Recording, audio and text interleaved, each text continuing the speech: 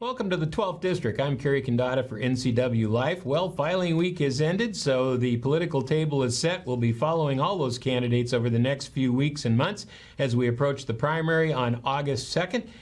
Ballots will be out July 15th for that, and of course the final event in November. Today we're going to have a short newscast, and then we're going to come back and have a visitor, Mike McKee, will describe, well, we've had some pretty negative things happening in the United States and in Washington State. Is there any way to turn the tide? Is there any way to get some balance in politics?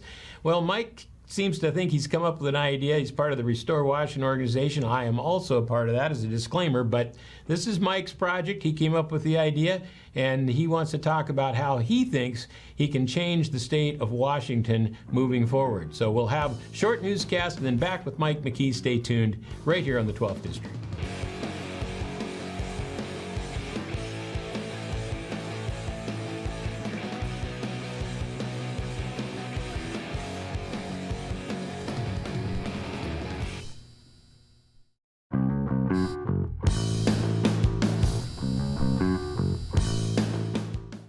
Welcome back. Well, before we get to the project to restore Washington with Mike McKee, we want to hit a couple of news stories here. Of course, one of the interesting ones this week is Governor Inslee and Lieutenant Governor Heck both getting COVID, both testing positive for COVID, both vaxxed and double boosted.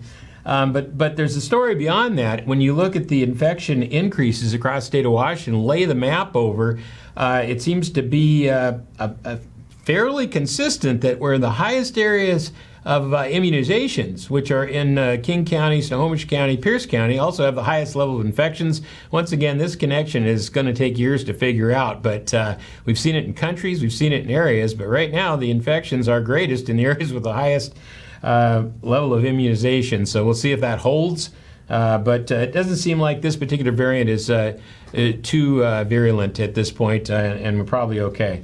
Alaska Airlines, unfortunately, could not come to agreement with their pilots. This is a big story because we follow Alaska, we follow Boeing. These are major Northwest companies, and Alaska Airlines could face some strike. Now, the way things work in airlines is a little different. They're probably not going to walk off the job, but there will be some work interruptions, and Alaska's already got lots of problems. We'll be following that story as we move forward. Probably one of the most fascinating stories of the week is the population figures have come out from the census, and Seattle lost population. They're down 4,300, or about 0.6%. Now you got to remember that Seattle, from 2013 forward, was is the #1 growing city. From 2013 up until 2020. It was between first and second, but near the top growth city. And suddenly it reverses. In 2021, drops about 0.6%, but King County in general had the biggest decline in population in 50 years. The first decline, actually, I should say, in population in that many years. Now, we're not the only ones. Of the largest cities, 15 of the largest cities in the United States all dropped population. So there's something going on different here.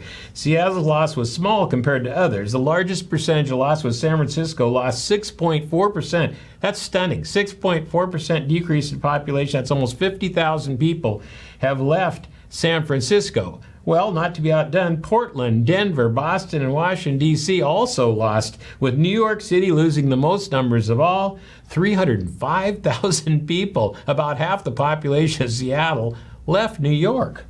The fastest growth in the nation for a city by percentage was Fort Worth, Texas, up 1.4%. And in numbers, it was San Antonio. These two Texas cities are leading the way in growth, 13,600 new people in San Antonio. Other local losers, by the way, Bellevue, Kent, Federal Way, and Renton all lost more than 1,500 each, and that's pretty much a first for all of those cities. Let's look at the top growth cities in Washington. Redmond was #1. It used to be 10th in the nation in growth. They dropped to 25th in the nation in growth, but they're #1 in Washington State. #2, Spokane Valley. That would be right out by the border of Idaho there. Linwood, again, north of Seattle, is #3. Ridgefield is #4, and rounding out the list in eastern Washington, Richland, Washington was the 5th largest growing city. The smallest city growth was in Black Diamond, Washington. It added 1,000 people. That's a 20% increase. So Black Diamond becomes the fastest small city. And last but not least, the smallest town in Washington State remained the smallest town with exactly the same population. That is Krupp. in Grant County with 47 people. It didn't change. They didn't lose any. They didn't gain any. Well, filing day has come and gone, filing week, I should say. Not too many surprises out there. Lots of people running for Senator Patty Murray's position. Keith Gaynor, our own local 12th District representative, is uncontested. Mike Steele did draw an opponent out of the other side, the new part of the district, 12th District, out of Gold Bar, and a Republican. What was conspicuously absent is no Democrats running in the 12th District, and not too many running in Eastern Washington at this point. All right. Speaking of the candidates, last but not least, there will be two events this weekend. One Saturday at the at the Town Toyota Center, and that will be a rally featuring most of the candidates. The Republicans are in town for a convention. We'll have a rally there, and then the Chelan County Republicans will be out at Bianchi Vineyards on Sunday. If you'd like to come out to the Chelan County Republican picnic, it is on Sunday, and that will feature all the top candidates: Tiffany Smiley, Reagan Dunn, Jesse Jensen, Matt Larkin, 8th District, Senate, you name it, and local candidates as well. All right, we'll be right back. We're going to bring Mike McKee back from Restore Washington to talk about a very unique project called the Project to Restore Washington.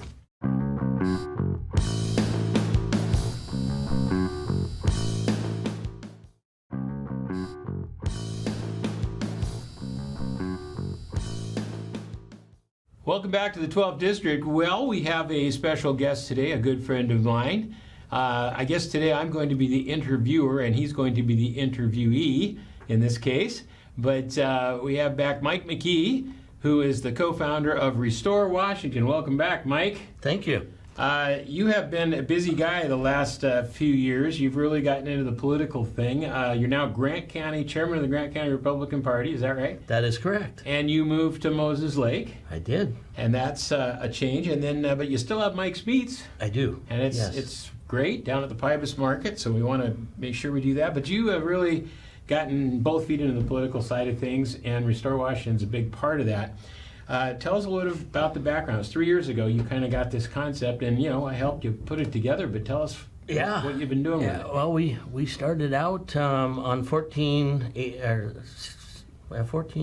6. Oh, the numbers aren't important. It was an initiative. It was an initiative. And the concept was initiative, right? Yep. It was a tax reduction, and kind of got our start there. Mm-hmm. And Restore Washington has been primarily a tax relief organization. So moving forward, and one thing I want to point it out is I may be Grant County Chair, but you're the Chelan County Chair. Yes, we both are doing that thing with the party. So back to Restore Washington, we were a large part in challenging Governor Inslee on the fact that we didn't believe there was an emergency that existed in Chelan County. And that was early on in the COVID thing, really. The first few months. It was. Mm-hmm. And we wanted local control because the one size fits all that we were being, dictated from Olympia just wasn't working in Eastern Washington. Right. So that was the reason for the lawsuit. And that challenge ended up here in Chelan County. For a while, yeah. Got pitched around, but it didn't go anywhere, unfortunately. Right, yeah. It kind of died with the governor's powers. Yeah, which is the most powerful situation based on Washington State. It has the most powerful governor in the United States. Nobody has the kind of power that he has. That is correct. And that led you to the next move. Well, we run an initiative against the governor and trying to curtail his powers, and that kind of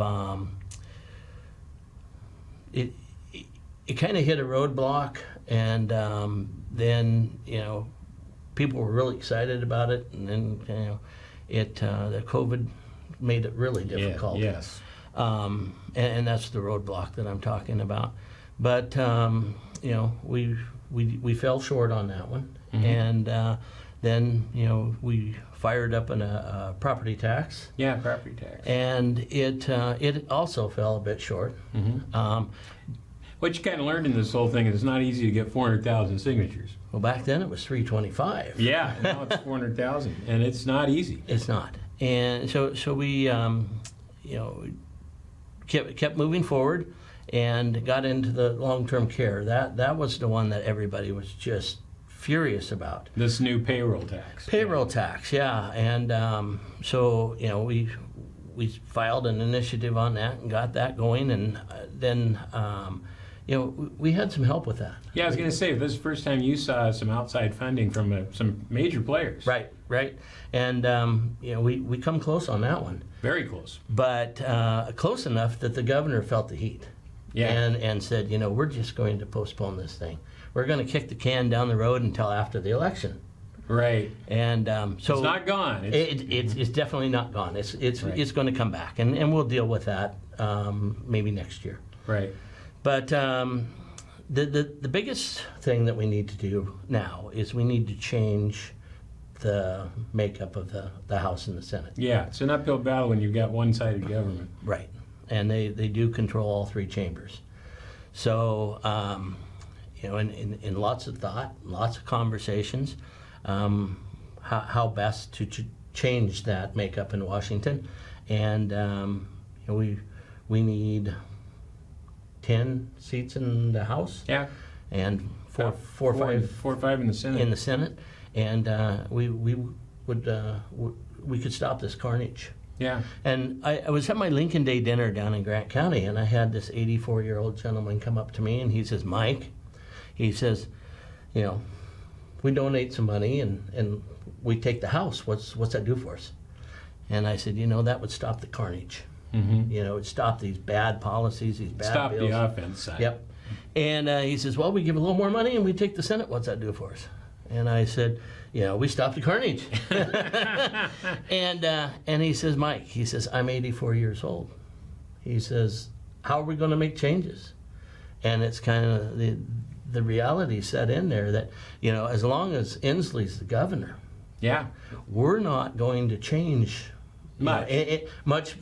from the House and the Senate, because he would veto anything that makes sense. Yeah. So we got throwing this around, kicking it around with our attorneys, and my attorney says let's just run a bunch of initiatives.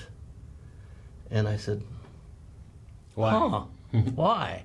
He says, because Inslee can't veto initiatives. Ooh, there you go. We can take Initiatives to the legislature. initiatives to the legislature. Yeah. We can run these to the legislature, and they will enact them into law. They And can. there's nothing that the governor can do about this. That's right. They can if They can. that majority wants to. Yeah, And if not, they will still potentially go to the ballot. that is correct. So you kind of have a win-win there. But this is the new thing: is the veto-proof law. This is the only thing there is. The only tool that is not it is veto-proof. And so you went out and looked at what people were concerned about and came up with 5. Well, we run a survey on Restore Washington. Yep. And the number one thing, again, that people are tired of is being under emergency powers. Yeah, and it's still 800 and some days now. I know. As of this broadcast. I know, it's horrible. Yeah. But, so that was our number one. I mean, by far, 70-80%. So you brought back that original initiative with a few updates. We did. And we've decided that we're going to run 5 initiatives. Okay. And that is a lot. Yeah, that is a lot. But I think the time is correct. So in coming up with the 5, we said, well, what could the legislature sign off on? Yeah. In other words, first you got to get the majority. Right. But then if you have the right tools, they can move these into law and then never go to the ballot. And Jay Inslee can't do a thing about it, and frankly, neither can the opposition. That's correct. At that point. It would, provided we get the majorities. Right. So job one Yeah. is get majorities in the right. House and the Senate. So keeping with our history of tax relief, we've come up with, and it's going to be the first time today that we're disclosing the numbers for these initiatives. Right. So 1474 it restores the police pursuit. Yeah, so this is the criminal piece, because crime is the number one issue right now. It is, but I also had a lot of our local law enforcement saying, geez, we catch the people, we watch them, they call in the car and they leave. Yeah, and this is the bill that did not pass the legislature. Some of the reforms did, but this was the one that all the police wanted and never got. That's correct. So we put it in play. Mm-hmm. And so initiative I-7 or 1474. And then our cost of living is what I like to refer to them as. These are our tax bills. I-1475, we will trim the state sales tax by 1%. And ironically, that is a bill also that was in the legislature this year, a Democrat-sponsored bill that did not move, even though they had more than enough money to do it. They didn't move it. So you're just basically bringing back something that was already suggested. Right. And we're like one of 50 states that didn't get tax relief from the legislature. I've said that on this show. The only state that did not give tax relief. Yeah. So, but getting back to our property tax thought process, I-1509, which is a property tax exemption of the first $250,000 value that gets exempted, and so it don't matter, if you got 10 pieces of property, you get 10 exemptions. It's across the board. But what's different about this approach is the original approach you had was to reduce the rate of property tax, which actually is a little bit regressive because the high-end people get more reduction. This one actually helps the lower cost people because it's a larger percentage of their value. Right. And I think that is what's unique. And this actually came from Senator John Braun, the head of the Senate. That's correct. And so you got to think he'll probably vote for that if it gets there. But that is a great approach. It's a new approach. Yeah. Well, the other thing about, a set fee, a $2.50 per thousand or whatever, that was confusing for people. This is not confusing. It's pretty simple. Okay. And then we've got a repeal for the capital gains. Okay. And right now it's 1506. Right. And that is in a process of a ballot challenge. So we had, some Democrats and unions that wanted to bloody up the title on that and, keep us from collecting signatures for as long as they possibly can. So that's happening as we speak. So we'll see what type of title we get out of that. That was already challenged under 1929, which is a large, very well-funded group, was going to launch 1929 for this year's ballot and failed to get the timing right or something. It didn't happen. It's not going to happen. So this is the same bill, but it goes to the legislature, and these guys challenged the same title on the same bill. Yeah. So the outcome of this, hopefully, if things are consistent, should be the same, which was actually pretty good. Yeah, it was a decent ballot title. There's always been the fight. Is it excise tax? Is it an income tax? Right. So it's just. And the Douglas County Court said it's an income tax, but it's got to go to the Supreme Court, and we know that's a challenge. So there's your 5 initiatives. Did we miss one? Well, I've got the 1480, which is the governor's emergency powers. It's a 30-day. Yeah, 30-day review. So after 30 days, the legislature comes in, they look at it and say, yeah, we extend it or no, we don't. Okay, and it's got some other pieces in there that actually help the individual counties and cities deal with things too. Correct. So that's really good. So you have basically 2 pieces to this thing, and that is the getting the majority. Okay, and then getting these tools to the majority to be able to put them into law without Inslee's veto. That's pretty. That's different than anything that's ever been done. Here, this is the package. This is what you're doing. That's right. So this thing comes out, and in part 1, if you open it up, it has the challengers. These are the challengers here, and we're not being specific, but in general, the House challengers that can actually make those 10 seats forward, and then on the back there will be the Senate challengers as well. And we're asking people to adopt. You're saying adopt one of those people. Now, I'm saying that as a Chelan County chairman, all the chairmen around the state are asking people to really help these challengers because this is our opportunity. Even though we live in eastern Washington, and for the most part our representatives and senators are fairly safe over here, yep. The people over on the west side need the help. Yeah, and a lot of these, some of these are former members that are coming back because the polls have shifted. We know that. So you think, as well as many pundits right now think, there is a path to the majority for Republicans in the state of Washington. That's pretty hard to believe, but it's looking that way. Well, I'd like to think that it'd be 94 all over again. Yeah, well, that's the last time we saw that kind of move. Okay, then the other thing that's kind of unique is so that's the left side, get the majority. On the other side, you have the initiatives. That's correct. And this is an instruction sheet on how to fill them out. But what's unique about this is all 5 initiatives, and I'm not going to get this all folded out, it folds out, all 5 are on one sheet of paper. That's correct. And they're all legal. It's already been checked out with the Secretary of State. And so you can literally fill all these out at one time. You fold them up, and then there's a return envelope to put them back. and send them, right? It's almost as easy as voting. It's probably a lot more accurate. So it's a unique package because you're not only, trying to show people how we get to the majority, but then giving the tools to those people to do that. That's pretty unique. Right. And again, we picked 5 here that we believe that the legislature would be able to enact into law. Now, I think that's a key point. 30 days. You've discussed this with both Senate and House leaders, and these are bills they can accept. The caucus has to vote. Right. We don't know how big that caucus is going to be, what it's going to look like. But as a majority, these are bills that 90% probably will be put into law. And no veto, no going to the polls. They're done, and they're done in the first 30 days. That's pretty exciting.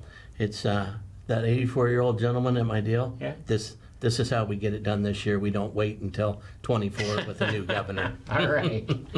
Well, folks, you can get the information on this at restorewashington.org. That's restorewashington.org. Mike, it has been fun to have you back in. This is quite a project. I know you have been really into this, and I'm obviously going to do some marketing for you on this as well. But I think it's exciting. It's something to look forward to.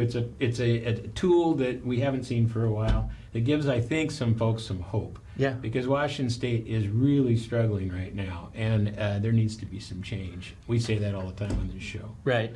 Well, and this is the tools to do it. Yeah. This is a toolbox. This is not out just yet? Probably the next week or two. Couple of weeks probably. Couple of weeks yet, because there's a lot of printing and stuff. Now it's going to be distributed through business locations like before. There will be a business location probably in every city in the state. There was 250 in the last round, I think. I think we'll be up to about 300 this time. 300 locations where you can walk in and get one of these folders and do this. And once you fill it out, fill the whole thing out. It's just you and 19 more people, right, to do this. Well, and we're asking people, don't just sign one. If property tax is your gig, great, but sign them all. Yeah. Help us get all of these qualified.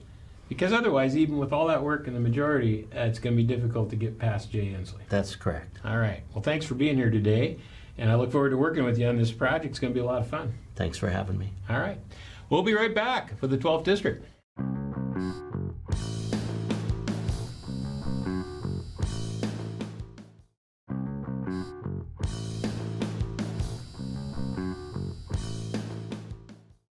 Well, there you have it, the Project to Restore Washington from Mike McKee and Company. And yes, as a disclaimer, I am involved in Restore Washington, but today that was an interview. It's not a solicitation by any means, but it is a great project, and it's something that, to look forward to as possibly a tool for change. And that's what we want to talk about forward is some solutions, because we seem to have more problems than solutions out there. Last year we did some solutions ideas on the 12th District, and we will continue to do so. I'm not one to be negative all the time. It's just hard to find good news or ways forward out of this seemingly quagmire of a political mess we've gotten ourselves into. All right, again, we'll be following those elections. We've got a primary coming up. We've got candidates in town this weekend. Good chance to see them both indoors and outdoors. We will be following all of this. Don't forget our news here on NCW Life at 5, 6, and 10 o'clock. That's local news right here on the NCW Life channel. And we'll be back next week with more politics, more business, and more information from the inside. This is Kerry Condata.